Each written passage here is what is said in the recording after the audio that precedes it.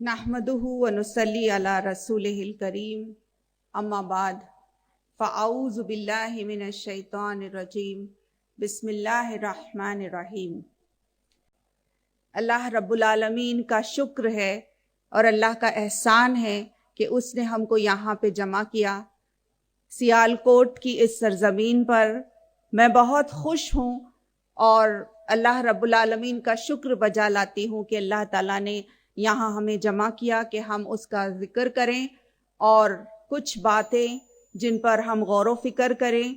और अल्लाह से ये दुआ है कि आज की इस मजलिस को अल्लाह ताला कबूल करे, अल्लाह ताला हमको अपने करीब ले आए बिल्कुल।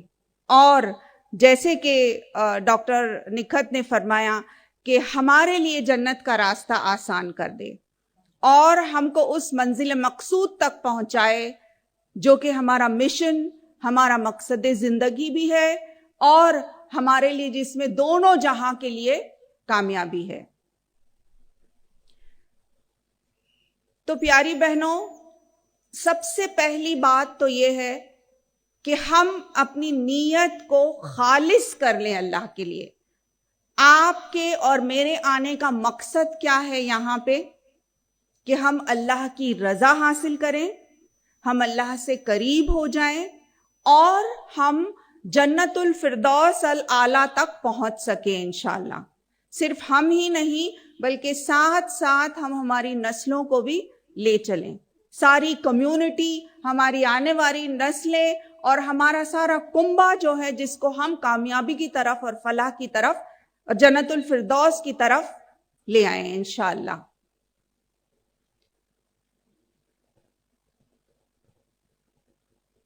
खसारान के एक आर्मी जनरल की मिसाल मैं आपको दूंगी। एक आर्मी जनरल हैं जिनके इंतकाल के बाद लोगों ने उन्हें ख्वाब में देखा और ख्वाब में देखा और लोगों ने उसके बारे में चर्चा की कि वो आर्मी जनरल जो है वो ये कह रहे हैं कि अल्लाह ताला ने मेरी मगफिरत फरमा दी। तो फिर लोगों ने ये अर्ज किया कि कैसे मगफिरत अता फरमाई, पूरा मांजरा तो बताइए कि क्या ख्वाब में देखा आपने। तो कहते हैं कि मैं एक बहुत बड़े जो है क्लिफ पर खड़ा हूं, ऊंचाई पर खड़ा हूं और मैं अपनी पूरी जो आर्मी है उसको देख रहा हूं और बड़े मुतासिर होते हैं अपनी पूरी आर्मी को देख करके। कसीर तादाद में बहुत अच्छी कुव्वत याफ्ता आर्मी को देखकर ये सरदार जो है बड़े खुश होते हैं और बहुत ज्यादा मुतमईन होते हैं इस बात से कि सुभान अल्लाह, कितनी कुव्वत याफ्ता ये आर्मी है मेरी। उसी वक्त एक लहर दौड़ती है उनके जहन में और सोचते हैं कि काश कि ऐसा होता कि ये सारी आर्मी का हर फर्द जो है मैं नबी करीम सल्लल्लाहु अलैहि वसल्लम के दौर में होता और ये हर शख्स, पूरी आर्मी जो मैं अल्लाह के रसूल के एवज पेश करता और ये कहता कि इनको इस्तेमाल कीजिए, हम सबको अल्लाह की राह में इस्तेमाल कर लीजिए। मैंने सिर्फ ये एक नियत की और उस नियत की बरकत की बदौलत अल्लाह ताला ने मेरी मगफिरत अता फरमाई। तो प्यारी बहनों, आइए हम भी अपनी नियतों को दुरुस्त करें। क्या वजह है जो आज हम यहां जमा हुए हैं? सबसे पहले इन्नमल आमाला बिन नियात, कि हर चीज का दारोमदार जो है वो नियतों पर है। अल्लाह ताला हमारी नियतों को खालिस कर दे, इखलास से भर दे और खालिस उसकी रजा के लिए कर ले। और ये कि हम यहां से कुछ लेकर उठें, हम यहां से हमारी जिंदगी के मकसूद को समझ कर उठें, उसमें इस्तिकामत अल्लाह ताला हमको दे और हम जब जाएं तो ये पैगाम हम अपने घर वालों को, पड़ोसी, दोस्त, अहबाब, रिश्तेदार, सबों को ये पैगाम जो है हम पहुंचा सके। आज के मेरे इस मौजू का सबसे पहला पॉइंट ये है अजीज बहनों آپ صلی اللہ علیہ وسلم کی وہ پیاری حدیث جس میں آپ نے جو ہے زمین پر 4 لکیریں اسٹریٹ لائنز جو ہے آپ صلی اللہ علیہ وسلم نے ڈرا کیے، اور صحابہ سے پوچھا کہ آپ جانتے ہیں کہ یہ کیا ہے؟ صحابہ نے عرض کیا ہمیشہ کی طرح اللہ اور اللہ کے رسول بہتر جانتے ہیں۔ تو آپ صلی اللہ علیہ وسلم نے فرمایا یہ وہ 4 خواتین ہیں جنہوں نے اپنے ایمان کو کامل کیا، مکمل ایمان والی 4 خواتین who have perfected their faith جس کو کہا جائے گا، اور اس کی وجہ سے اللہ نے ان کا مقام جنت الفردوس میں فکس کر دیا۔ ہم جانتے ہیں وہ کون 4 ہیں، اور یہ حدیث عام ہے عزیز بہنوں، لیکن آج میں اس بات کا ذکر اس لیے کر رہی ہوں کہ جیسے ہی ہم ان کا ذکر کریں ہم اپنا تجزیہ، اپنا جائزہ لیں ہم کہ اگر میں ان کی جگہ پر ہوتی تو کیا میں ویسی قربانی دیتی؟ اگر ایسی آزمائش میری زندگی میں آتی تو کیا میں سچ مچ اللہ تعالی کی راہ میں استقامت کے ساتھ عزم جو ہے نیت کے ساتھ کیا میں سچ مچ اللہ تعالی کی نظروں میں کامیاب بندی ہوتی؟ حضرت خدیجۃ الکبریٰ آپ صلی اللہ علیہ وسلم کی سب سے چہیتی بیوی، جن کو کہ اللہ کے رسول صلی اللہ علیہ وسلم نے فرمایا کہ وہ کامل ایمان والی تھی۔ ایک ہی انسیڈنس پیاری بہنوں میں ان کے تعلق سے بتاؤں گی۔ دیکھیے، جب اللہ تعالیٰ نے سب سے پہلی وحی نازل کی، اقرا بسم ربک الذی خلق، اس وقت آپ صلی اللہ علیہ وسلم کہاں تھے؟ غار حرا میں تھے، اور آپ صلی اللہ علیہ وسلم حق کی تلاش میں اللہ کی عبادت اور اللہ کو یاد کر رہے تھے۔ اس وقت جب آپ صلی اللہ علیہ وسلم نے اتنی بڑی ہستی جبرائیل امین کی دیکھی، right from east to west, آسمان پر پوری چھائی ہوئی ہستی، اتنے زیادہ پر زندگی میں کبھی جو ہے خواب و خیال میں انسان سوچ بھی نہیں سکتا، اس طرح کی ہستی جب آپ نے دیکھی، اور جب وہ آپ صلی اللہ علیہ وسلم کے قریب آئے اور کہا اقرا، آپ صلی اللہ علیہ وسلم نے کہا ما انا بقاری، اور آپ اس وقت ظاہر ہے کہ گھبرا گئے۔ اس کے بعد کا طرز عمل کیا ہوا؟ محمد الرسول اللہ صلی اللہ علیہ وسلم کے پاس 4 آپشنز تھے۔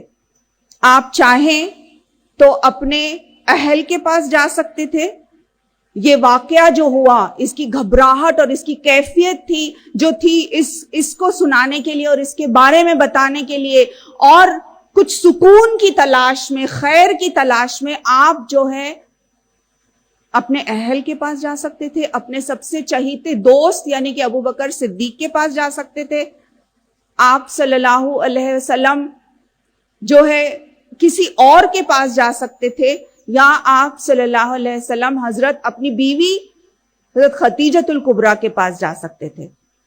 آپ نے کون سا آپشن چنا؟ کس کے پاس گئے آپ صلی اللہ علیہ وسلم؟ ہم جانتے ہیں کہ آپ نے حضرت خدیجۃ الکبریٰ کے پاس جانا پسند کیا۔ کچھ تو ایسا ہوگا عزیز بہنوں اس خاتون کے اندر جس کی وجہ سے آپ صلی اللہ علیہ وسلم نے یہ مناسب سمجھا کہ آپ ان کے پاس گئے۔ ہم ایک لمحے کے لیے پاز کرتے ہیں اس حدیث کو، اور ہم ریفلیکٹ کرتے ہیں، ہم جائزہ لیتے ہیں اس بات کا کہ اگر آج کی دور کا شوہر جو ہے اس کے پاس کوئی پرابلم پیش آتا ہے، چاہے وہ فائنینشیل پرابلم ہو، کوئی اور پرسنل پرابلم ہو، ایموشنل پرابلم ہو، یا کوئی بزنس پرابلم ہو، کیا وہ سچ مچ اپنی اہلیہ، اپنی بیوی کے پاس آتا ہے؟ اور اگر آتا بھی ہے تو کیا وہ اس قابل ہے؟ کیا اس کا تعلق باللہ، کیا اس کا سینس آف پرپس، کیا وہ اتنی سمارٹ ہے کہ وہ سچ مچ اپنے شوہر کو راہ راست دکھا سکے، ہدایت کا ذریعہ بن سکے؟ عام طور پر ہوتا کیا ہے، اگر فرض کیجئے کہ اتنے دنوں کے لیے اگر شوہر نہیں آ رہا ہے، کسی اور مقصد کے لیے جا رہا ہے، تو سب سے پہلے تو عورتیں جو ہے، بیویاں جو ہے، شکایت لے کر بیٹھ جائیں گی کہ اسی لیے میں منع کر رہی تھی غار حرا میں جانے کے لیے، فون کالز نہیں کر رہے، آپ آ رہے نہیں، بچوں کا کیا ہے وہ دیکھ رہے نہیں، شکایتوں پہ شکایتیں ہو سکتی ہے۔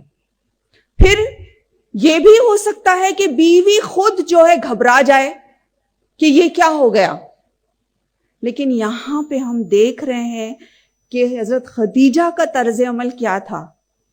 سب سے پہلے تو یہ وہ خود جو ہے اتنی باشعور تھی، اتنی زیادہ اسٹرانگ تھی مینٹلی، کہ انہوں نے نہ صرف یہ کہ اپنے آپ پر قابو کیا، آپ صلی اللہ علیہ وسلم کو پورا جو ہے کانفیڈنس دیا، اور ان کے الفاظ جو انہوں نے کہے، جو کہ آپ صلی اللہ علیہ وسلم کے لیے مرہم ثابت ہوئے، یہ الفاظ میری پیاری بہنوں سنہری الفاظ میں لکھے جانا چاہیے۔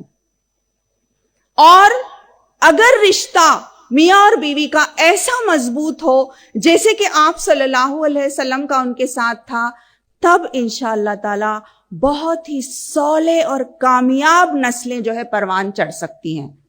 اگر میاں اور بیوی کا رشتہ مضبوط ہو، اگر اس کی بنیاد جو ہے ایمان اور تقوی کی ہو، تو انشاءاللہ ہنہ لباس لکم وانتم لباس لہن کی بہترین مثال جو ہے وہ قائم ہو سکتے ہیں۔ آپ نے کہا محمد رسول اللہ صلی اللہ علیہ وسلم سے کہ بے شک آپ یتیموں، مسکینوں، بیواؤں اور غریبوں کی مدد کرتے ہیں، آپ پڑوسیوں کا حق ادا کرتے ہیں، آپ اپنے اہل کے ساتھ بہت حسن سلوک کرتے ہیں، آپ دوست احباب رشتہ دار کے ساتھ بہت ہی حسین طریقے سے پیش آتے ہیں، آپ سبوں کا حق ادا کرتے ہیں، اللہ تعالیٰ آپ کو ہرگز رائیگاں نہیں جانے دے گا۔ اور یہ بہترین الفاظ حضرت خدیجۃ الکبریٰ کے لیے مرہم، محمد الرسول اللہ صلی اللہ علیہ وسلم کے لیے مرہم ثابت ہوتے ہیں۔ اور اس کے بعد ہم دیکھتے ہیں تاریخ، ہسٹری جو ہے وہ پوری چینج ہو جاتی ہے، اور آپ صلی اللہ علیہ وسلم کو نبوت مل جاتی ہے۔ اس کے بعد کی ساری ہسٹری جو ہے بالکل علیحدہ ہے۔ تو پیاری بہنوں، حضرت خدیجۃ الکبریٰ ایسے وقت پہ زبردست امپاورڈ مسلمہ تھیں جبکہ فیمیل انفینٹیسائیڈ، کیا کہیں گے، بچیوں کو زندہ دفن کیا جاتا تھا اس وقت۔ وہ دور ایسا تھا جبکہ جیسے لڑکی پیدا ہوئی تو جیسے کہ مانا کہ منحوس اور نحوست ہے، نعوذ باللہ۔ اور ایسے دور میں جبکہ لڑکیوں کو زندہ دفنایا جاتا تھا، ایسے دور میں آپ اتنی زیادہ امپاورڈ ہیں، نہ صرف یہ کہ آپ بہترین مثال ہیں ایک بزنس ویمن کی، ایک بہترین انٹرپرینیور تھی وہ، اور سب سے زیادہ مال دولت اور روپیہ اپنا جتنا بھی تھا آپ نے صرف کیا، آپ صلی اللہ علیہ وسلم کے لیے اللہ کی راہ میں دے دیا۔ آپ صلی اللہ علیہ وسلم کو خود جب اپنی ذات پر بھروسہ نہیں تھا، حضرت خدیجۃ الکبریٰ کو ان پر بھروسہ تھا۔ اور ہم دیکھتے ہیں کہ اسلام کے فروٹس، اسلام جب پھلا پھولا اور اتنا زیادہ جو ہے اسلام کا پرچم بلند بھی نہیں ہوا تھا کہ آپ اس دنیا سے چل بسی، تو حضرت خدیجۃ الکبریٰ نے اسلام کے فروٹس بھی نہیں دیکھے، بلکہ ایسے وقت پر ہی ان کی زندگی کا خاتمہ ہوا جبکہ مصیبتوں اور بہت سارے کیلیمٹیز کا دور جو ہے اب چل ہی رہا تھا۔ تو عزیز بہنوں، ہمارے لیے بہترین مثال ہے حضرت خدیجۃ الکبریٰ۔ پھر دوسری جس کی مثال آپ صلی اللہ علیہ وسلم نے دی کہ پرفیکٹڈ ہر فیتھ، جنہوں نے ایمان کو کامل کیا، کامل ایمان تک پہنچی ہے، وہ ہے مریم علیہ السلام۔ ان کے بارے میں قرآن پاک میں نہ صرف ان کا نام آیا ہے بلکہ ایک پوری سورہ ان کے نام سے موجود ہے۔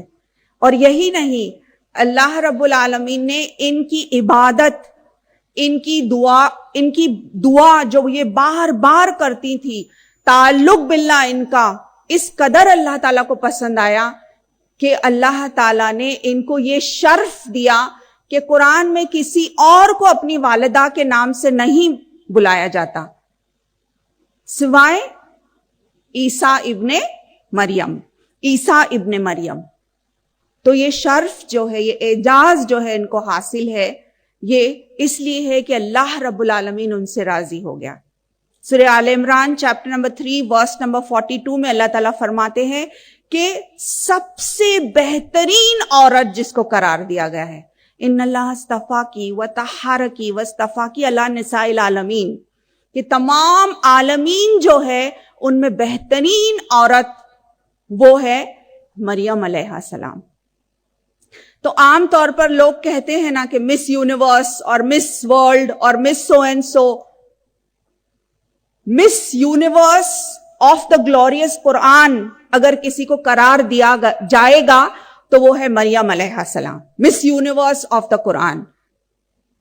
کہ اللہ رب العالمین کو ان کی عبادت، ان کی حیا، ان کا طریقہ کار، ان کا دعاگو ہونا، یہ ساری چیزیں اللہ کو اتنی پسند آئی کہ اللہ تعالیٰ نے ان کو کامل ایمان والی قرار دیا، اور ان کا نام قرآن پاک میں آیا، اور اتنے زیادہ جو ہے، اتنا زیادہ ان کو رسپیکٹ اور آنر جو ہے دیا گیا۔ پھر تیسری آسیہ۔ آسیہ کون؟ فرعون کی بیوی آسیہ، وقت کا سب سے جابر اور سب سے زیادہ ظالم بادشاہ، اس کی اہلیہ، queen of her Times, right? کیا کہیں گے، وقت کی ملکہ۔ کون سی ایسی چیز ہے جو ان کے پاس نہیں تھی؟ آج کے دور کی لڑکیاں یا خواتین، ہم اور آپ جس چیز کی خواہش رکھتے ہیں وہ سب کچھ ان کے پاس تھا۔ مال و دولت، دنیا کی ہر آرائش، بیسٹ آف ہر چیز کا بیسٹ، لگژری کارز کے بارے میں اگر آپ سوچیں تو ہو سکتا ہے ان کے پاس وہ تھے، لگژری برانڈز، لگژری پرفیومز، ہر چیز جس کے بارے میں سوچا جا سکتا ہے وہ سب کچھ آسیہ کے پاس تھا۔ لیکن کون سی چیز تھی جس کو انہوں نے ترجیح دی؟ کیا وہ تھا جس کی وجہ سے انہوں نے ان سب چیزوں کو قربان کر دیا؟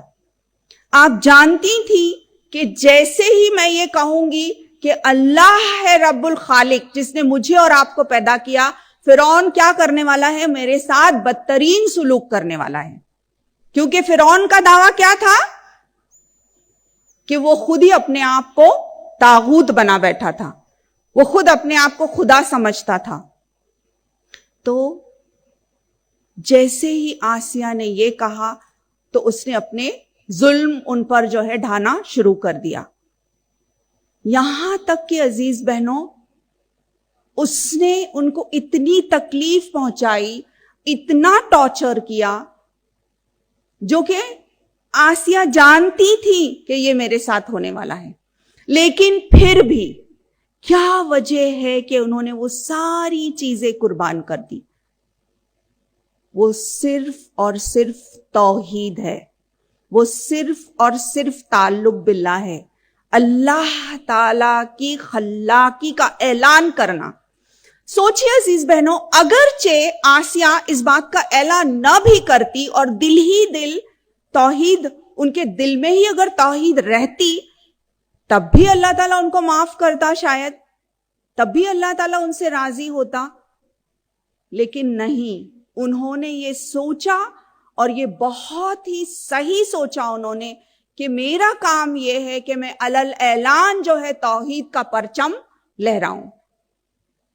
اور یہ کام انہوں نے کیا. اس کے عوض میں کیا ہوا؟ سب کچھ ختم ہو گیا.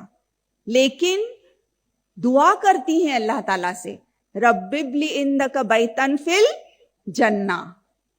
اور جیسے فرعون ان کو ٹارچر کر رہا ہے، ان کو تکلیف پہنچا رہا ہے، بہت ہی شدت کی تکلیف پہنچا رہا ہے، لیکن ان کے چہرے پہ مسکراہٹ ہے. کیسی مسکراہٹ؟ کہ مانو اللہ تعالیٰ نے سن لیا اور دیکھ رہی ہیں وہ اپنا گھر جنت الفردوس میں.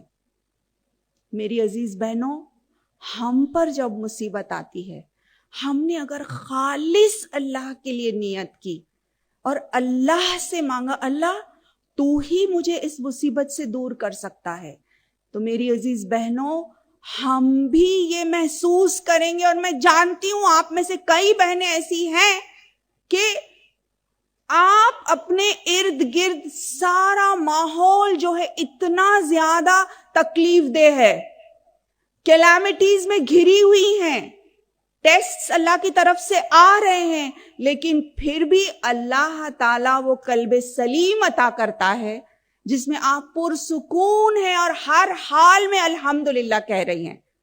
یس اور نو؟ تو کہاں سے آتا ہے یہ؟ اللہ رب العالمین ہی یہ دیتا ہے. پیاری بہنوں، آسیہ کو یہ پتا تھا کہ اللہ ہے، یہ تو دنیا چند دنوں کی ہے.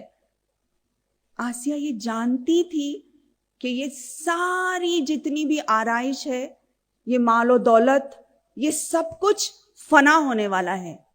دیکھیے ان کا ویژن کتنا کلیئر تھا، ان کے پاس آخرت کا تصور کتنا صحیح تھا کہ آج جو بھی نقصان ہونا چاہے ہو جائے، لیکن آخرت تو میری ہے، منزل تو میری ہے، اور جنت الفردوس میں تو میرا گھر اللہ تعالیٰ بنانے والا ہے.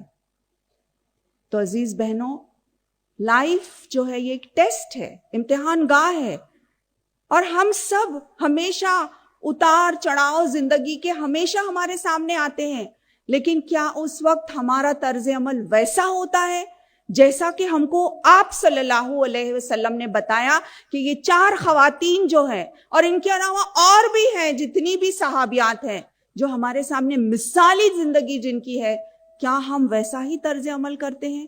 اور اگر ہم نے ویسا کیا تو ان بٹوین دا کیلامیٹیز، دنیا کی تمام جو ہے مشکلات میں رہنے کے باوجود ہمارے چہرے پہ مسکراہٹ ہوگی، ہمارے دلوں میں سکون ہوگا، اور ہمارے ایمان سے ہمارے دماغ اور ہمارے دل اور ہماری روح جو ہے منور ہوگی. تو یہ ساری سٹوریز احادیث میں اور قرآن میں بس یوں ہی نہیں نازل ہوئی ہے پیاری بہنوں. اگر ہم اس کو بس یوں ہی پڑھ رہے ہیں ایصال ثواب کی نیت سے، ثواب تو مل جائے گا، لیکن جب تک ہمارے اندر وہ تغیر پیدا نہیں ہوتا، جب تک ہمارے اندر وہ تحریک پیدا نہیں ہوتی، ہمارا پڑھنا جو ہے پھر وہ کوئی مقصد والا نہیں ہوگا. چوتھی، آپ صلی اللہ علیہ وسلم کی پیاری بیٹی حضرت فاطمہ رضی اللہ تعالیٰ عنہ. حضرت فاطمہ کے بارے میں ایکسیپشنلی دیکھیے ہم کچھ نہیں جانتے، لیکن آپ کے بارے میں سب سے زیادہ جو ہے بیسٹ پوائنٹ جو ہے وہ یہ ہے کہ آپ leader of the woman of جنہ، سردار ہیں جنت کی عورتوں کی سردار، جس کو نبی کریم صلی اللہ علیہ وسلم نے قرار دیا. سوچنا چاہیے نا کہ کیا وجہ ہے کہ جنت کی سردار، کون سا ایسا بڑا کارنامہ انہوں نے انجام دیا. ایک حدیث میں آپ کے سامنے رکھوں گی. حضرت فاطمہ کے ہاتھ جو ہے چکی پیستے ہوئے اور گھر کے سارے کام کرتے ہوئے بہت زیادہ ان کو تکلیف ہوتی ہے. جب حضرت علی یہ دیکھتے ہیں تو کہتے ہیں کہ کیوں نہ ہم جائیں آپ کے ابا جان کے پاس اور ایک عرض کریں، درخواست کریں کہ ایک غلام آپ کے لیے دے دیں. آپ صلی اللہ علیہ وسلم کے پاس جاتے ہیں, آپ وہاں موجود نہیں ہوتے تو پھر آ جاتے ہیں میسج رکھ کے. عشاء کے بعد آپ صلی اللہ علیہ وسلم کو جب پتہ چلتا ہے کہ حضرت فاطمہ الزہرا اور حضرت علی آئے تھے تو ان کے گھر جو ہے تشریف لے جاتے ہیں. اپنے چشم تصور سے اپنے آپ کو ان کے حجرے میں لے جائیے عزیز بہنوں, اور اندازہ لگائیے اس قربت کا جو باپ کو اپنی بیٹی سے ہے. وہ محبت, وہ شفقت, وہ رحم آپ صلی اللہ علیہ وسلم کا. داخل ہوتے ہیں تو حضرت علی اور حضرت فاطمہ دونوں سونے کی تیاری کر رہے ہیں, بس لیٹے ہی ہیں. جیسے ہی دیکھتے ہیں آپ صلی اللہ علیہ وسلم تو اٹھ کر بیٹھتے ہیں, کہتے ہیں کہ نہیں ویسے ہی بیٹھے رہیں آپ. اور ڈسکرپٹیو حدیث ہے عزیز بہنوں, آپ جا کر بیٹھتے ہیں دونوں کے بیچ اس طرح سے کہ آپ کے پیر جو ہے ایک طرف حضرت علی کے پیر سے لگا ہوا ہے اور دوسری طرف جو ہے حضرت فاطمہ رضی اللہ تعالیٰ عنہ کے پیر سے جڑا ہوا ہے. اتنے وارم اور اتنے کلوزڈ انوائرمنٹ میں دیکھیے ایمبیونس جو ہے وہ کتنا زیادہ اہمیت والا ہے. اتنا وارم جو ہے ماحول ہے, اور آپ صلی اللہ علیہ وسلم کہتے ہیں میں جانتا ہوں کہ کس وجہ سے آپ آئے تھے میرے پاس, لیکن کیا میں تم کو اس سے بہتر نہیں عطا کروں؟ کیا میں تم کو اس سے بہتر فارمولا نہ دوں؟ کیا میں تم کو اس سے بہتر سولوشن نہ دوں, اس سے بہتر نسخہ نہ دوں؟ پھر کہتے ہیں فاطمہ تسبیح جو ہے وہ ان کو گفٹ کرتے ہیں, اور وہ تسبیح ہم جانتے ہیں رائٹ, 33 مرتبہ سبحان اللہ, 33 مرتبہ الحمدللہ اور 34 مرتبہ اللہ اکبر. تو یہ تحفہ آپ دیتے ہیں. پوائنٹ آف ریفلیکشن پیاری بہنوں, آپ صلی اللہ علیہ وسلم اگر چاہتے تو اشارہ کرتے اور آسمان سے فرشتے اترتے ہیں نا حضرت فاطمہ الزہرا کی مدد کے لیے. آپ کا بس یہ اشارہ, بس حکم کرتے تو سارے غلاموں کی لائن لگ جاتی ان کی مدد کے لیے. لیکن آپ چاہتے تھے اصل کامیابی اور اللہ کی رضا.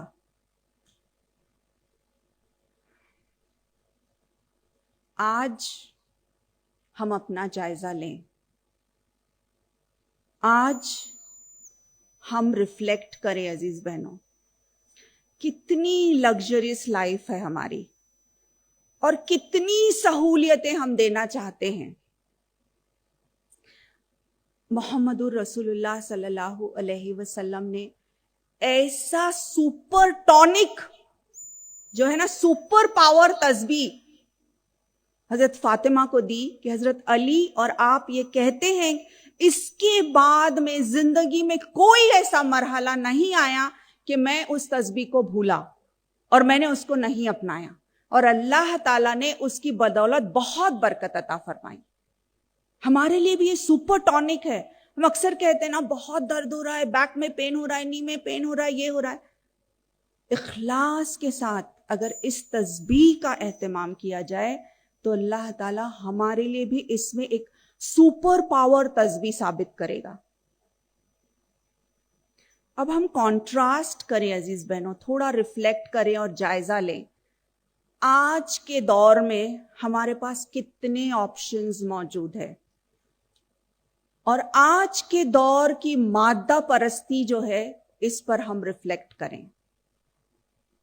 یہ مال و دولت و دنیا, یہ رشتہ و پیوند, بتان وہم و گما, لا الہ الا اللہ, یہ سارے بت جو ہم نے بنا کر رکھے ہیں عزیز بہنوں, ہم سمجھتے ہیں کہ ہماری نسلوں کے لیے بہت اچھا ہے, جتنے آپشنز دے رہے ہیں بچوں کو, جتنے زیادہ, ہر چیز میں ایکسٹراویگنس, ہر چیز میں فضول خرچی. ہم سمجھ رہے ہیں کہ اصل میں اس میں کامیابی ہے, لیکن اس میں ہرگز کامیابی نہیں ہے, بلکہ ہم خود اپنے پیروں پر کلہاڑی مار رہے ہیں ایسا کر کے. چھوٹی سی مثال لیجئے, ٹوائز کی مثال ہو, کپڑوں کی مثال ہو, परफ्यूम्स की मिसाल हो, हर चीज के जो है ना इतने ज्यादा ऑप्शंस है आज बच्चों के सामने। यहां तक कि एक छोटा सा बेबी जो है उसका ड्रेस, एक न्यूबॉर्न बेबी का ड्रेस, उसकी कीमत क्या होनी चाहिए? 3-4-5 हजार रुपये की, 2,000-3,000 रुपये की कीमत। एक छोटा, उसमें कपड़ा ही कितना है पहली बात, लेकिन क्या ब्रांडेड है वो ब्रांड का पैसा हम दे रहे हैं। इतने सारे ऑप्शंस। 4-5 साल बच्ची और बच्चे को मैंने खुद अपनी आंखों से देखा है, माएं पूछती है, बेटे कौन सा फ्लेवर आइसक्रीम आप खाओगे?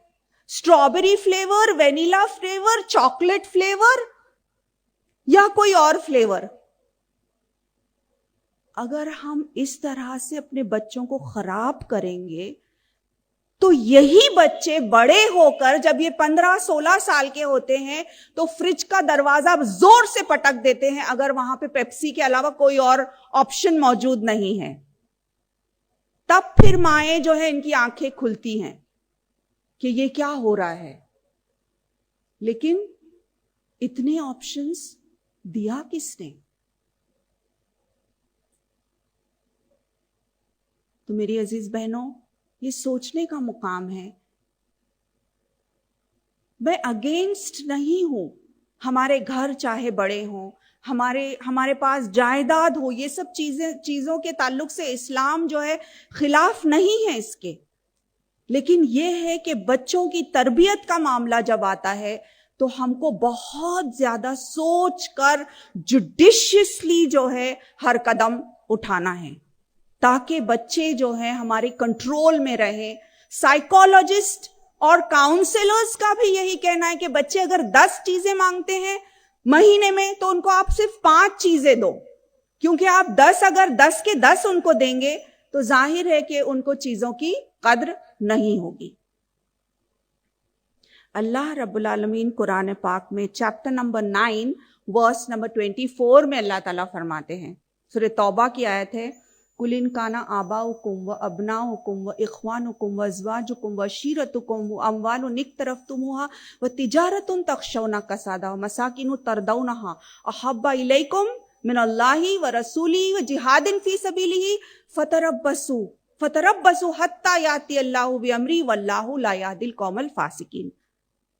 तो अल्लाह ताला फरमा रहे हैं कि चाहे वो तुम्हारे भाई हो, तुम्हारे बाप, तुम्हारे दोस्त अहबाब रिश्तेदार, तुम्हारे वो घर जिनको तुमने इतना ज्यादा सजाया है, तुम्हारे वो बिजनेसेस जिसके मांद पड़ जाने का तुमको डर है, अगर ये सारी चीजें तुमको पसंद है, अल्लाह, उसके रसूल और उसकी राह में जिहाद करने से ज्यादा अजीज है अगर ये सब, तो अल्लाह ताला कहता है फतरब्बसु,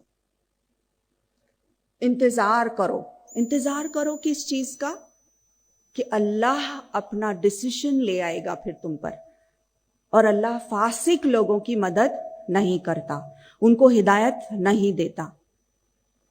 तो प्यारी बहनों, अगर हम अपना जायजा लें कि हमको कौन सी चीज सबसे ज्यादा अजीज है, अल्लाह की राह में कुछ कर गुजरना, अल्लाह से मोहब्बत, अल्लाह के नबी से मोहब्बत और अल्लाह की राह में कुछ करने से मोहब्बत। और मैंने कहा ना अल्लामा इकबाल का ये शेर कि ये मालो दौलत और दुनिया, ये रिश्ता हो पैवंद, बुताने वहमो गुमा ला इलाहा इल्लल्लाह, कि ये सारे जो बुत हैं, हम कहते तो हैं ला इलाहा इल्लल्लाह, अल्लाह सिर्फ एक है और मोहम्मदुर रसूलुल्लाह उसके नबी और उसके रसूल हैं, लेकिन असल मानों में दिलों के अंदर किसको हमने बुत बना के बिठाया है। और एक बहुत अहम बात मेरी प्यारी बहनों, जिस चीज को आप सबसे ज्यादा चाहते हैं, ये बात लिख लें मेरी तरफ से, कि जिस चीज से आपने सबसे ज्यादा मोहब्बत की, आप उसी के गुलाम हो जाएंगे। जिस चीज से आपने सबसे ज्यादा मोहब्बत की, وہ आपका मास्टर बन जाता है। माल और दौलत से मोहब्बत तो क्या हो जाएगा? वही बुत है, उसी के पीछे भाग दौड़ है, उसी के लिए भाग रहे हैं। बच्चों से बेहद मोहब्बत, यहां तक कि अल्लाह ताला के कानून से कॉम्प्रोमाइज, तो वो बच्चे ही हावी हो जाएंगे और बच्चों से डरने लगेंगे। फिर आप मास्टरी जो है बच्चों की होगी, फिर गलत सही जो कुछ भी। किसी इंसान के पीछे आप इतनी मोहब्बत कर रहे कि अल्लाह ताला के कानून को आपने खत्म कर दिया उसकी मोहब्बत में, तो कौन मास्टर बनेगा? वही शख्स जिसको आपने अपना सब कुछ दे दिया। और हम क्या बनेंगे? उसके गुलाम। क्या हम ये पसंद करते हैं कि हम किसी और की गुलामी करें? क्या हम किसी की भी गुलामी पसंद करते हैं? नहीं। सिवाय किसके? सिवाय अल्लाह ताला के। अल्लाह की वो वाहिद जात है जिसकी गुलामी के अंदर बहुत आजादी है। जब हम कहते हैं ना ला इलाहा इल्लल्लाह, नहीं कोई माबूद सिवाय अल्लाह ताला के, तो पहले हम ये कह रहे हैं कि कोई भी इस काबिल नहीं है कि जिसकी इताअत और फरमाबरदारी की जाए।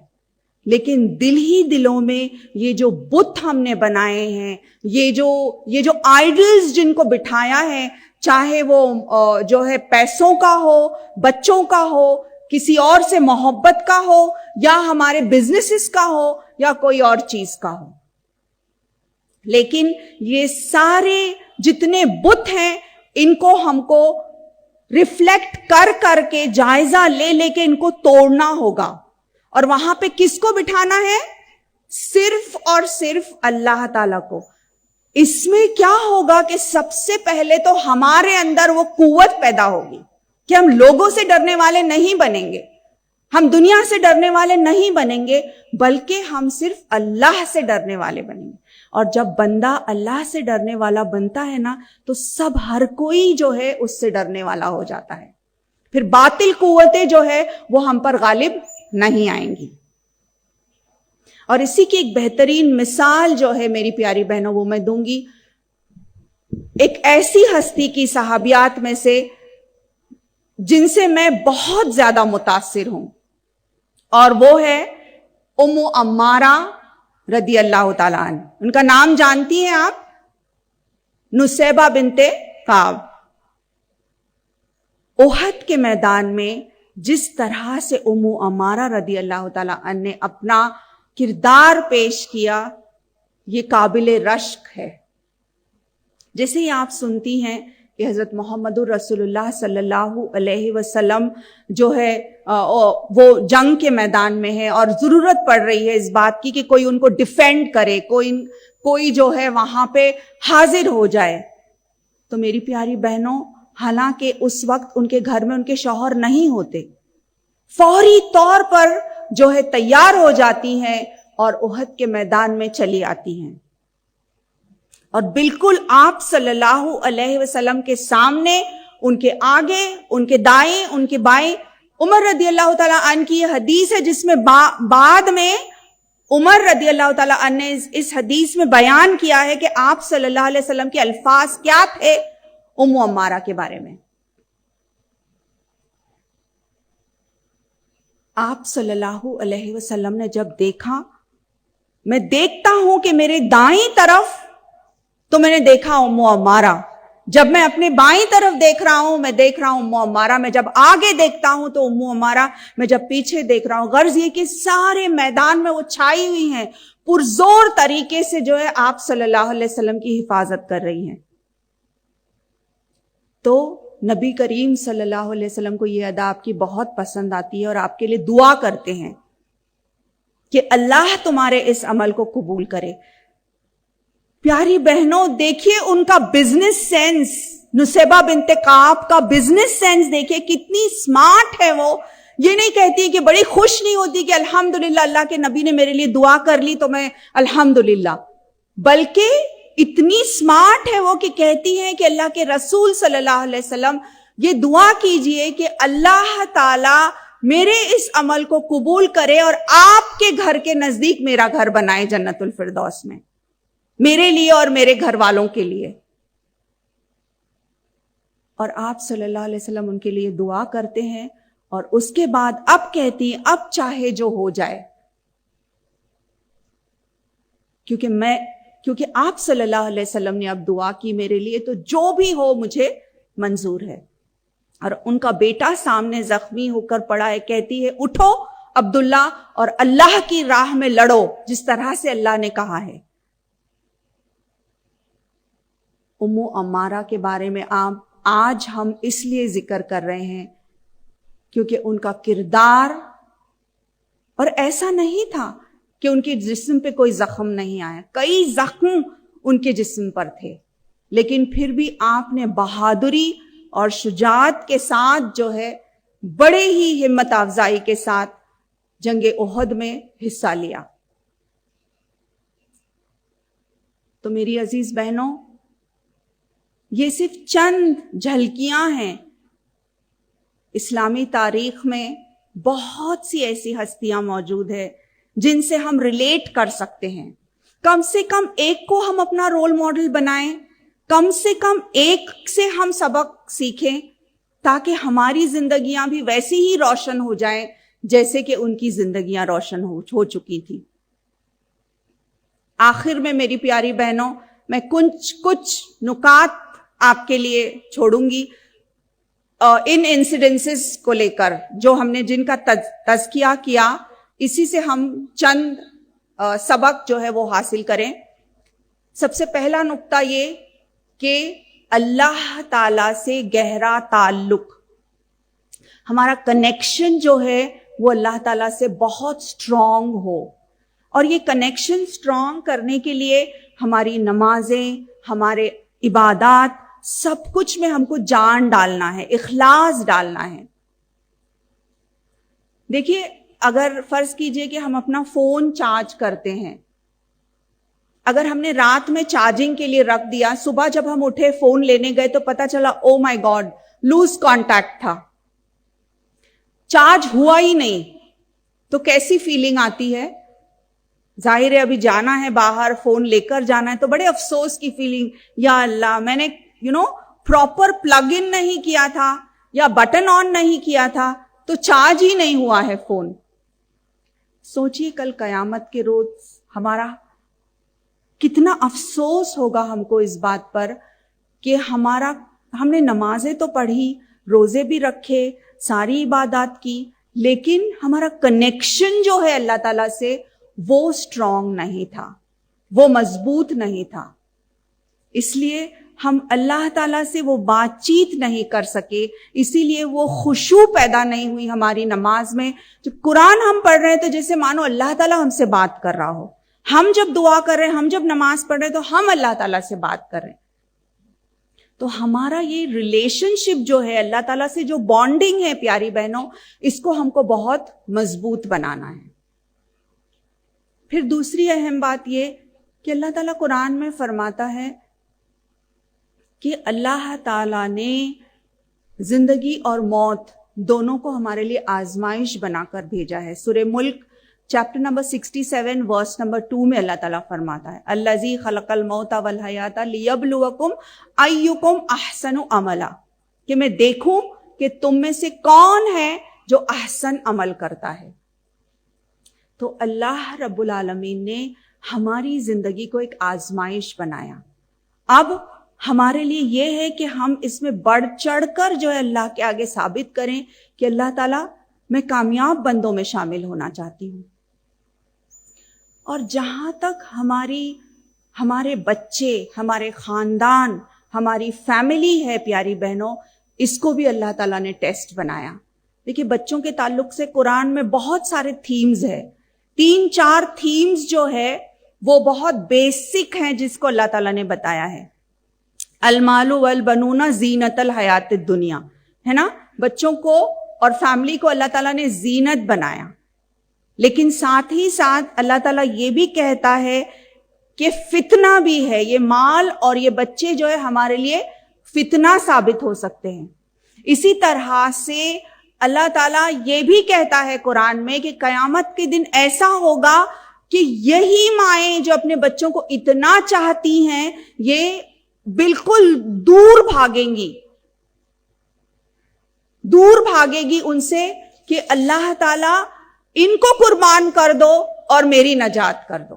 چیپٹر نمبر 70 میں اللہ تعالیٰ فرماتے ہیں کہ اس طرح کا منظر ہوگا کہ مائیں اور جتنے بھی والدین ہیں وہ یہ کہیں گے کہ اللہ تعالیٰ بس ان کو لے لو, ان کو قربان کر دو اور ہماری جو ہے ہمارے لیے سلامتی کا ذریعہ بنا دو. تو اعوذ باللہ پیاری بہنوں, اللہ نہ کرے کہ ایسا وقت آئے, کیونکہ دنیا اور دنیا کی زندگی یہ ساری چیزیں جو ہے یہ اللہ کے نزدیک صرف ایک آزمائش ہے. تو کیا ہم یہ سمجھ رہے ہیں کہ یہ ہمارے لیے آزمائش ہے, اور کیا ہم سچ مچ اس طرح کا طرز عمل کر رہے ہیں ہر لمحہ یہ سوچ کر کہ کیا رب میرا راضی ہو رہا ہے اس سے؟ پھر تیسری اہم بات یہ ہے عزیز بہنوں کہ دعا جو ہے ایک ایسا ہتھیار ہے جس کا امت مسلمہ نے بھرپور استعمال نہیں کیا ہے. دعا کو ہم انڈر ایسٹیمیٹ کرتے ہیں, جبکہ دعا ایسی چیز ہے کہ ایک بہت ہی زیادہ پرزور ہتھیار ہے ہمارے پاس, جس کا اگر ہم نے صحیح استعمال کیا تو ہماری دعائیں اللہ تعالیٰ قبول کرتا ہے. اور کون سا وقت ہے جس وقت دعا سب سے زیادہ قبولیت کی گھڑی ہوتی ہے؟ تہجد کا وقت. تو اس کا اہتمام بھی ہم کریں رات کے ایسے لمحات میں, جبکہ اللہ تعالیٰ ہم سے کہتا ہے کہ ہے کوئی جو اٹھے اور میری بارگاہ میں جو بھی مانگنا ہے مانگے. لیکن پیاری بہنوں اس وقت جو ہے ہم اپنی نیند میں اور اپنی جو ہے مصروفیات میں بزی رہتے ہیں. فرض کیجئے کہ آپ کو ایک اعلان کر دیا جائے کہ کل صبح تہجد کے وقت, صبح کتنے بجے تہجد کا وقت ہوتا ہے؟ تقریباً 4 بجے نا, یہاں پہ سمجھیے 40 منٹس پہلے 4:40 کو فجر ہے, تو 3:45 یا 4 بجے آپ کے دروازے پر ایک دستک ہوگی اور آپ کو حلال منی, حلال رزق آپ کو دیا جائے گا. جو بھی دروازے کی دستک پر دروازہ کھولے گا اس کو جو ہے $10,000 دیے جائیں گے. تو آپ کا کیا طرز عمل ہوگا؟ حلال منی ہے, اللہ کی طرف سے ہے, ہم تیاری کریں گے نا اس بات کی کہ فوری طور پر جلدی سو جائیں, الارم سیٹ کریں گے, جتنے بھی جو ہے پروویژنز ہیں وہ ہم کر لیں گے تاکہ ہم یہ اپرچونٹی جو ہے اس کو مس نہ کریں. تو پیاری بہنوں, اللہ تعالی جو رحمت, جو برکت اور جو اللہ کا جو کرم ہے وہ ہم پر نازل کرتا ہے, کیا وہ $10,000 سے زیادہ نہیں ہے؟ اور پھر آپ کے لیے تو دروازہ کھلا ہے, ہمارے لیے تو دروازہ کھلا ہے اللہ تعالیٰ کا کہ ہم جو بھی مانگے اللہ تعالیٰ وہ دیتا ہے. شرط یہ کہ وہ ہمارے لیے اچھا ہو, وہ حلال ہو, وہ خیر ہو اس میں, تو اللہ تعالیٰ اس کو ضرور دے گا ہم کو. تو جب ہم اٹھیں تو ہم اللہ سے مانگے. دیکھیے آپ کو اور مجھے آج اللہ تعالیٰ نے خیر عافیت سے رکھا, اس کے لیے آپ کتنی رقم ادا کر سکتے ہیں؟ کیا ٹیگ, کتنی قیمت آپ ادا کریں گے کہ آپ کے بچے اور میرے بچے کو آج کینسر نہیں ہوا ہے؟ الحمدللہ. کتنا ہم کیا ٹیگ کریں گے اس بات کو, کتنی رقم ہم ادا کریں گے اس بات کے لیے کہ الحمدللہ آج آتے وقت ہمارا ایکسیڈنٹ نہیں ہوا اور ہماری فیملی خیر عافیت سے ہے. تو یہ اللہ کا کرم ہی تو ہے. تو $10,000 کے ساتھ ہمارا دماغ چمکنے لگتا ہے, لیکن عافیت, اللہ کی رحمت, اس کی برکت, اس کی ہدایت, ایک معصوم سا بچہ اگر وہ نماز اپنے طور پہ پڑھ رہا ہے تو وہ ماں کتنی خوش ہوتی ہے. وہ ہدایت اس کو کس نے دی؟ اللہ رب العالمین ہی نے دی. تو عزیز بہنوں, تہجد کا وقت جو ہے بہترین وقت ہے جس کا کہ ہم استعمال کریں, اللہ سے دعا کریں, پلاننگ ایسی کریں کہ ہم برابر تہجد کے لیے اٹھنے کی پوری کوشش کریں. اللہ رب العالمین ہم سے ہمارے اوقات کے بارے میں بھی پوچھنے والا ہے. ہم نے ہماری زندگیاں کہاں گزاری, ہماری جوانی کیسے صرف کی. یہ سوال, اس کا جواب جب تک ہم نہیں دیتے, اللہ تعالیٰ کے آگے سے ہم ہٹ نہیں سکتے پیاری بہنوں. تو میں اپنی بات کا اختتام جو ہے خاص طور پہ میری نوجوان بہنوں سے کروں گی, کیونکہ آپ جو ہیں پیاری بہنوں, آپ اس قوم کا سرمایہ ہیں. You are the future leaders of this امہ. اور آپ کا کیا ویژن ہے, آپ کا کیا مشن ہے, آپ کیا کرنا چاہتی ہیں امت مسلمہ کے لیے. اور علامہ اقبال کے الفاظ میں بہت خوب کہا انہوں نے کہ کبھی اے نوجوان مسلم تدبر بھی کیا تو نے, وہ کیا گردوں تھا تو جس کا ہے ایک ٹوٹا ہوا تارا. تجھے اس قوم نے پالا کہ آغوش محبت میں کچل ڈالا تھا جس نے تاجے سرے داراں.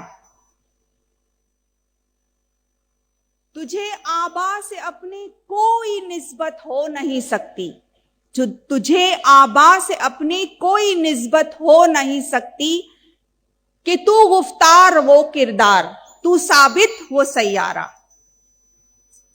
تو عزیز بہنوں, ہم دیکھیں کہ ہمارے آبا و اجداد کیا تھے اور ہماری رگوں میں کن کا خون دوڑ رہا ہے, اور ہم کو کیسا ہونا چاہیے. ایک روشن چراغ ہر مومنہ, آپ میں سے ہر ایک بہن جو یہاں بیٹھی ہے ایک تحریک رکھتی ہے اور اپنے آپ میں ایک لیڈر ہے, اور اس دنیا کے سامنے ایک بہترین مثال قائم کر سکتی ہے. میری پیاری بہنوں, آپ تھوڑی سی کوشش, اللہ پر بھروسہ اور اخلاص کے ساتھ ہم اگر اللہ تعالیٰ سے مانگے تو جس فیلڈ میں آپ کام کرنا چاہتی ہیں, جس حلال فیلڈ کو آپ اپنانا چاہتی ہیں, اس کو اپنائیں اور اس دنیا کے سامنے بہترین مثال بن کر بتائیں کہ سبق پھر پڑھ صداقت کا, عدالت کا, شجاعت کا, لیا جائے گا تجھ سے کام دنیا کی امامت کا.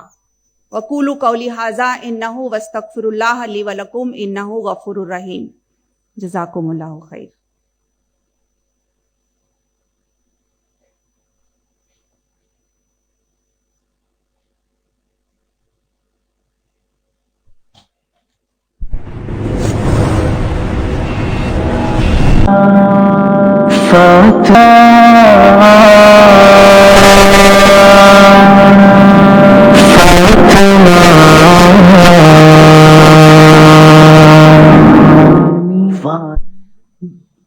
بے شک یہ بہت ہی خوبصورت نصیحتیں تھیں جو آپ ہمیں کر رہی تھیں, اور ابھی بالکل دل نہیں چاہ رہا تھا کہ آپ اپنی گفتگو کا اختتام کریں, لیکن انشاءاللہ بہت سارے سوالات ہیں جو منتظر ہیں کہ انشاءاللہ ان کو جواب ملے. لیکن 4 سے 5 لوگ پہلے آئیں گے, اور انشاءاللہ یہاں کوآرڈینیٹرز موجود ہیں اسٹیج کی رائٹ سائڈ پہ, تو سوال لیں گے بالترتیب. اور میں ایک بات بتاتی چلوں کہ یہاں ہم کسی بھی فقہی سوال کو نہیں لیں گے, اور انشاءاللہ آپ وہ سوال جو اپنی اصلاح کے لیے, اپنی نسلوں کی اصلاح کے لیے, اپنی خاندانوں کی اصلاح کے لیے پوچھ سکتے ہیں, اپنے معاشرے کی اصلاح کے لیے ایسے سوالات پوچھیے, اور ایسے سوالات پوچھیے جو آج کی نشست سے متعلق ہیں. سوال آدھا علم ہے, ایسے سوالات نہیں کہ جن کا ابھی فی الوقت, یعنی میں آپ کو واضح طور پہ بتا رہی ہوں کہ کوئی بھی فقہی سوال ہم نہیں پوچھیں گے. تو جو افراد کوشچنز پوچھنا چاہتے ہیں انشاءاللہ وہ اگر اسٹیج کی رائٹ سائڈ پہ تشریف لے آئیں, ٹیم موجود ہیں, لیکن بہت زیادہ لوگ بھی لائن اپ نہ ہوں تو انشاءاللہ آسانی ہو جائے گی, لیکن بہت زیادہ لوگ ایک وقت میں رش نہیں کریں گے انشاءاللہ تعالی.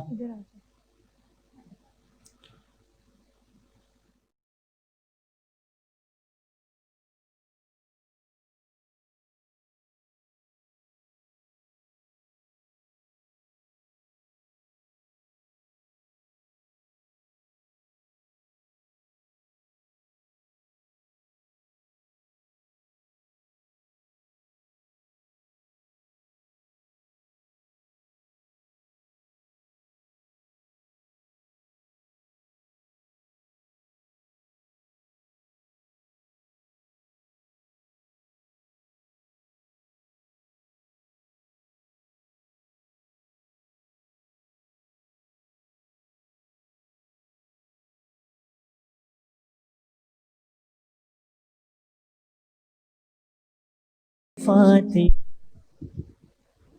بسم اللہ. ظاہر ہے کہ جو بچے بڑے ہو چکے ہیں ان کے لیے اور زیادہ مشکل پیش آنے والی ہے، لیکن اٹس نیور ٹو لیٹ. اور یہ کیا جا سکتا ہے کہ سب سے پہلے تو ایموشنلی ان بچوں سے کنیکٹ کیا جائے. یہ ہماری جاگیر ہیں، ہماری غلطیوں کی وجہ سے یہ ہوا ہے. اللہ سے رو کر دعا مانگی جائے، اللہ ہم کو معاف کرے کہ ہم نے غفلت برتی اور اس کی وجہ سے یہ بچوں کا حال ہوا ہے. تو سب سے پہلی تو یہ بات ہے کہ ہم اللہ سے معافی مانگے، اور ماؤں کی اور والدین کی دعائیں اللہ تعالیٰ سنتا ہے، تو انشاءاللہ اللہ رب العالمین ضرور سنیں گے. دوسری بات یہ ہے کہ ہم ان سے ایموشنلی کنیکٹ کریں. پہلے دیکھیے، میں اکثر یہ کہتی ہوں کہ کنیکٹ بیفور یو کریکٹ. حرام پولیس نہیں ہم کو بننا ہے، چاہے بچے چھوٹے ہوں یا بڑے ہوں. اکثر یہ ہوتا ہے کہ چھڑی کے ساتھ یا تو ہم جو ہے نا بہت تیکھے انداز میں ان سے بات کرتے ہیں. اگر ہم نے ایسا کیا تو اس کا نتیجہ کیا ہوگا کہ ان کو باہر کے دوست اور باہر کی دنیا کی ناجائز محبتوں میں وہ پھنس جائیں گے، اور اعوذ باللہ اور بھی زیادہ تباہی اور بربادی کی طرف وہ جائیں گے. تو سب سے پہلے تو ماں اپنے بچوں کو گلے سے لگائے، اس کو اپنائے جیسا بھی ہے. I love you whatever you are today, but I love you. تو پہلے وہ کانفیڈنس پیدا ہو کہ میری ماں اور میرا باپ جو ہے وہ میرے لیے سب سے بہترین پناہ گاہ ہیں، بہترین سیکیورٹی کا ایک انوائرمنٹ ہو. بچہ ایون 19-20 سالہ لڑکا جو ہے وہ یہ سوچے کہ گھر میں جب جا رہا ہوں، یہ نہیں ہو کہ ایک سوال جواب کی نشست کھڑی ہو جائے گی اور میرے سامنے اتنے سارے جو ہے کویسچن مارکس آ جائیں گے، بلکہ ہو تو یہ کہ ان کو کانفیڈنس میں لیں، پیار اور محبت سے. پھر جب وہ ہم کو اپنا اعتماد اور اپنا بھروسہ دے چکتے ہیں، اس کے بعد جو ہے ہم آہستہ آہستہ ان کی اصلاح کریں. ایون بڑوں کے ساتھ بھی بہترین طریقہ یہی ہے کہ قرآن کو سمجھائیں. ایک نشست ہو گھر میں آدھے گھنٹے کی. جب وہ بیٹا یا بیٹی جب سمجھنے لگیں گے نا، تو ان کو ہی کہیے آپ کہ آپ 10 آیتوں کا ٹرانسلیشن تفسیر پڑھیں اور گھر والوں کو سب کو سمجھائیں. تو آپ ان کو جو ہے لیڈرشپ رول بھی دے رہی ہیں، ان کو خود کو سارے سبلنگز کو سمجھائیں، گھر میں جتنے بھی لوگ ہیں، اور گھر میں جو سب سے زیادہ جس کے پاس علم ہے ان کی جو ہے موجودگی میں اور ان کے گائیڈنس کے تحت جو ہے یہ کام ہو. اگر یہ بہت ڈیفیکلٹ ہے تو پھر ایٹ لیسٹ آج کل تو الحمدللہ اتنے سارے ویڈیو کلپس ہیں، ایک دستور بنایا جائے گھر میں کہ ہر روز عشاء کے بعد یا فجر کے بعد یا جو بھی ایک قانون ہو کہ ایوری ڈے یہ اتنے 15 منٹ کا ایک ویڈیو ہم دیکھ رہے ہیں جس میں تذکرہ اور اللہ تعالیٰ کا ذکر اور اچھی باتیں جو ہیں وہ بتائی جا رہی ہوں.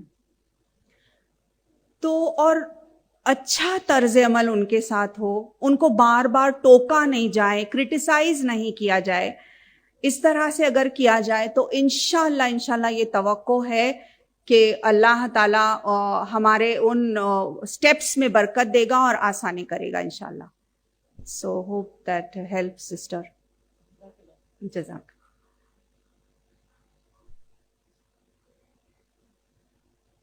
وعلیکم السلام.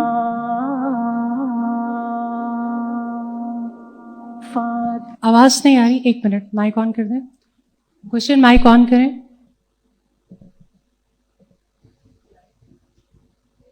آپ ریپیٹ کر سکتے ہیں. جی آپ بتائیں، آپ کیا پوچھنا چاہتی ہیں؟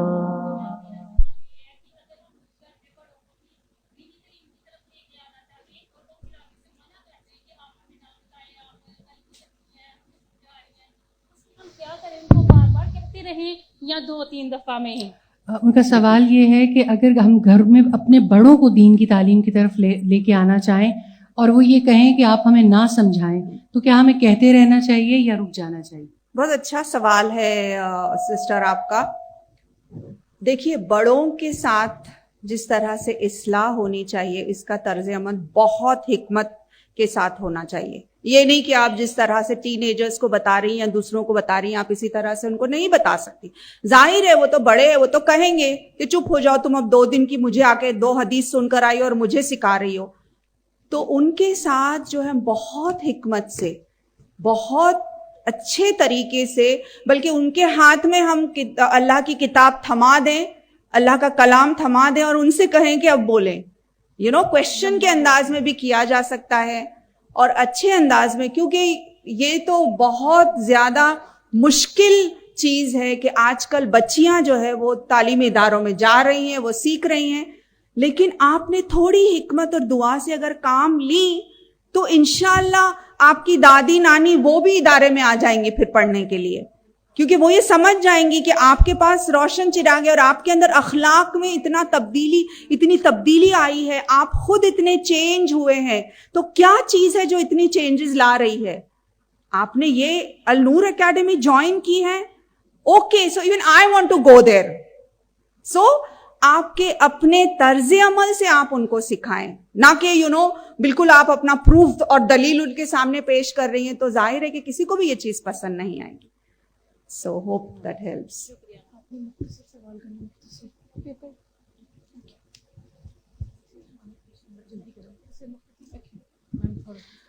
السلام علیکم ورحمۃ اللہ وبرکاتہ. میرا نام ہائکہ ہے, میں نیو مسلم ہوں ماشاءاللہ. اور میری سب سے بڑی کنفیوزنگ یہ ہے کہ ہم اسلامی کلچر کو پڑھتے ہیں قرآن حدیث میں, لیکن اس کے عملی نتائج نظر نہیں آتے.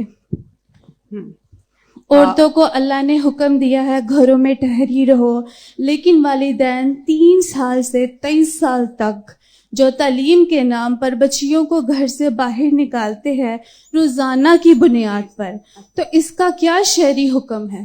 جزاک اللہ خیر. Welcome to Islam and welcome to the sisterhood in اسلام.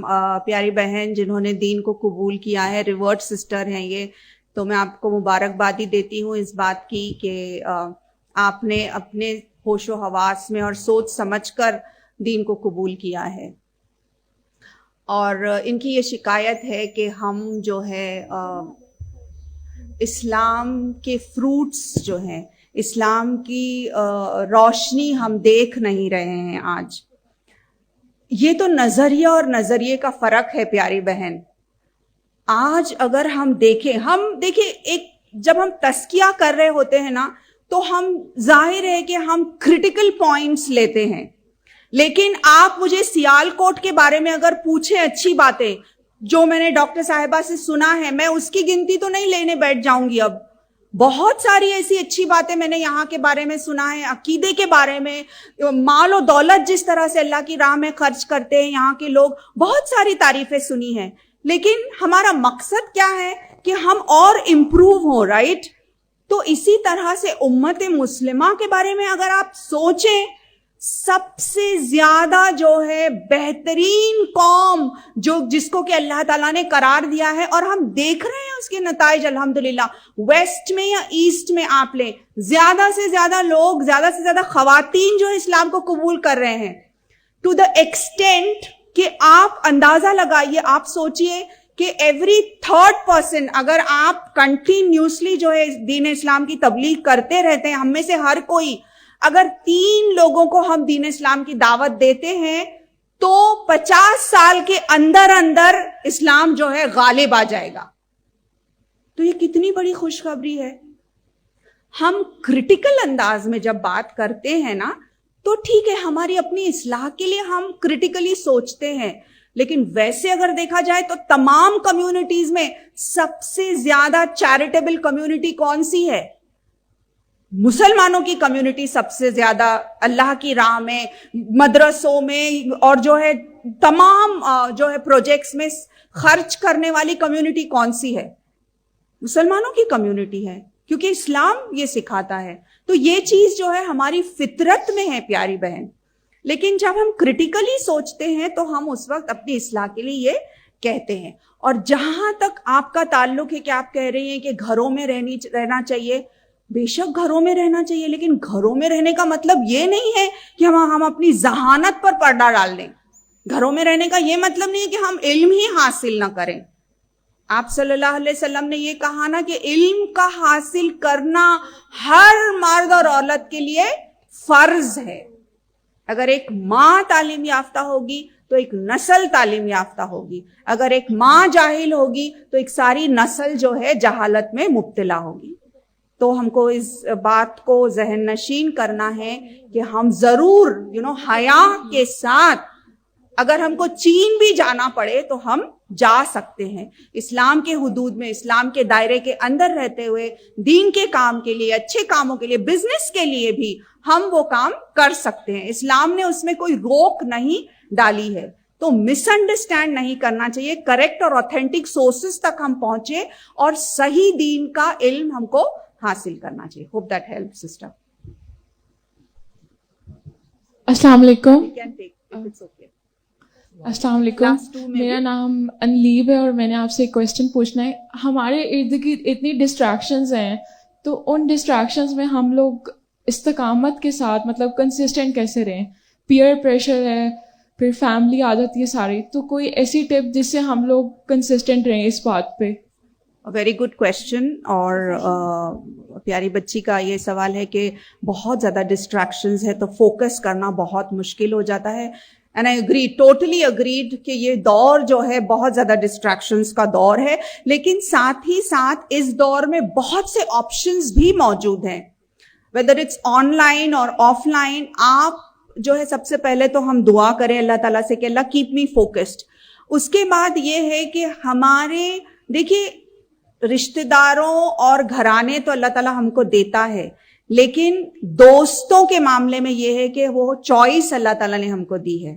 تو سب سے پہلا کام ہم یہ کریں کہ ہمارے جو دوست ہوں وہ ایسے ہوں جو اللہ کو ڈرنے والے ہوں، جو فوکسڈ ہوں. بیکاز جو آپ کا دوست ہوگا نا ویسا ہی بولنا، سوچنا، اٹھنا بیٹھنا آپ کا بھی ہوگا. کچھ ہی دنوں بعد آپ دیکھتے ہیں کہ جس کے ساتھ، جن لوگوں کے ساتھ آپ جو آپ کے ارد گرد ہے نا، آپ کا سوچنا بھی ویسے ہی ہو جاتا ہے. تو اچھی فرینڈشپ. اب آپ کے فرینڈز اگر اچھے نہیں ہیں تو کیا کریں؟ ان کو اچھائی کی طرف بلائیں. اگر وہ نہیں آئے تو کیا کریں؟ قالو سلامہ، کہ مجھے ہے نا اب آپ سے دوستی، sorry I cannot go to the fancy parties and the dance parties and the music parties. آپ میرے ساتھ جو ہے اسلامی ادارے میں اگر آ رہی ہیں تو ٹھیک ہے. تو companionship matters a lot. دوست اچھے ہوں آپ کے. Another important point is آپ اپنے آپ کو اچھے پروگرامز میں انرول کریں. فری ٹائم اپنے آپ کو نہ دیں، کیونکہ فری ٹائم میں جو ہے نا شیطان حاوی ہو جاتا ہے اور ہر چیز کو ڈیلے کرنا. Procrastination is a strong equipment of the شیطان. پروکاسٹینیشن کیا ہے؟ تاخیر کرنا. ابھی نہیں، میں بعد میں کروں گی، نیکسٹ ایئر سے کروں گی، نیکسٹ ویک، نیکسٹ منتھ سے کروں گی. تو فوکسڈ رہنے کے لیے یہ ہے کہ آپ اپنے آپ کو انرول کریں اچھے پروگرامز میں، خاص طور پہ ایسے پروگرامز جو آپ کو قرآن سے قریب لے آ رہے ہوں، جو آپ کا تعلق باللہ اسٹرانگ بنا رہے ہوں، تاکہ every time when you are connected to Allah سبحانہ و تعالیٰ، آپ غلط کام کے لیے قدم اٹھا رہے ہیں لیکن فوراً دماغ میں یہ خیال آ رہا ہے کہ نہیں، میرا رب تو اس سے راضی نہیں ہوگا. تو اللہ کانشیسنس کیسے ڈیولپ ہوگا؟ اللہ کانشیسنس ڈیولپ کرنے کے بعد انشاءاللہ آپ کو ہیلپ ہوگی کہ آپ فوکسڈ انداز میں پھر کام کر سکیں گے. تو یہ بہت ضروری ہے. دعا، friend circle, enrollment in best of the قرآن اسٹڈی پروگرامز، اور ایسے پروگرامز جہاں آپ کے ٹیلنٹس کا استعمال ہو، اسکلس کا استعمال ہو اللہ کی راہ میں. کچھ نہ کچھ اللہ کی راہ میں دینے والے بن جائے. سٹارٹ تو کریں آپ کے محلے کے کچھ بچوں کو میتھمیٹکس ہی پڑھائیے آپ فی سبیل اللہ. اس کی برکت سے اللہ تعالیٰ آپ کی اور بھی اللہ آپ کے کوالٹیز کو جو ہے انہینس کرے گا پھر. So hope that helps.